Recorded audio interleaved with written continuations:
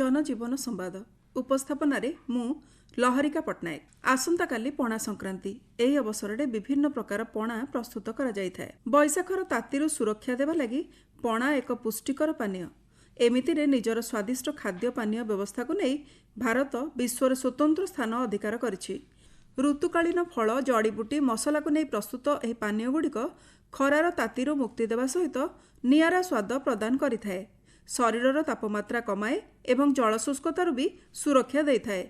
एबे युवपीढ़ी मध्य मृदु पानीय दूरेई पारंपरिक पानीय प्रति आकृष्ट हेउथिबा देखा जाउछि। तेबे कोनोसी पानीय पीबा पूर्वरु ए संपर्कित एलर्जी अछि कि नाही जानि नियंतु। ताहले आसंतु जानिबा खरा दिने आराम देउथिबा केतेक देशी पानीय संपर्क रे। खरा दिने मिलुथिबा आंब फल मानकर राजा। कंचा ठारू पाचिला जाए एहार स्वाद सबुरी मन को मोहिथाए। विदेश में भी भारतीय आंबर चाहिदा ढेर अधिक।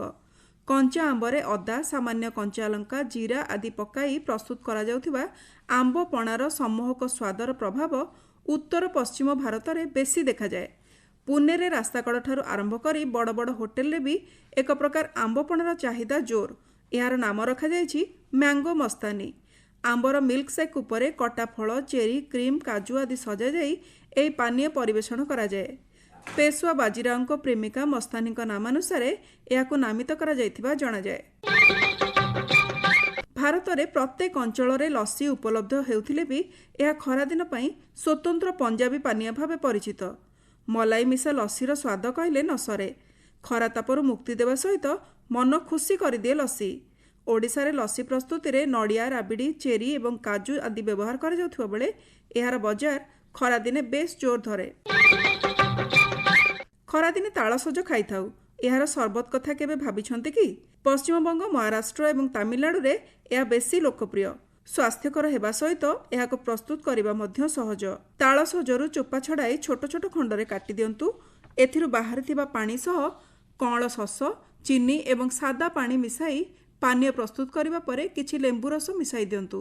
कटा जाइथिबा तालसजको सेथिरे पकाई उपरे छोट छोट बरफ 2-3टी सजाई दिया जाई पारे।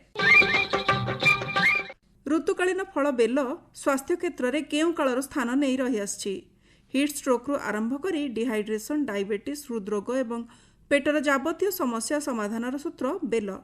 यार शस को पानी रे मिसाई गुड़ एवं अल्प लेंबु रस देई स्वास्थ्यकर स्वादिष्ट बेलपणा प्रस्तुत करी हुए। यह जलाभाव दूर करने सह शरीर को आवश्यक पोषक तत्व देइथाए। गोटे लेंबुर रस रे प्राय 10 कैलोरी शक्ति मिलिथाए। लेंबु पानी रे पर्याप्त परिमाण रे विटामिन सी रहिछि। एथिरे फोलेट पोटासियम एंटीऑक्सीडेंट सह फ्लावोनॉइड्स परी उपकारी यौगिक मध्य मिलिथाए।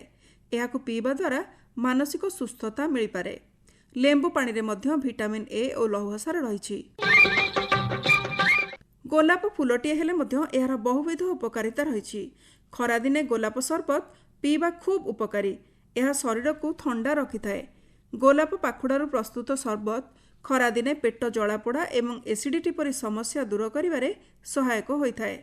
10-15टी गोलाप पाखुड़ा को धोई पानी रे फुटाइबा परे सेही पानी को ठंडा करी छाणी सेथिरे चीनी किंबा महू लेंबु रस और बरफ खंड मिसाई सरबत प्रस्तुत करि परिबे। खरा दिने पानमहुरीरू प्रस्तुत सरबत मध्य शरीर पई उपकारी हुए। पानमहुरी सह अल्प गोलमरीच चीनी पुदीना पत्र मिसाई बाटी एहाकु छाणिबा परे पानी मिसाई अल्प लेंबु रस एवं कला लुण सह ए सरबत प्रस्तुत करंतु। एहा पीले शरीरर क्लांति दूर हेबा सह शीतलता मिलिथाए। तेंतुली अनेकंकर खूब पसंद।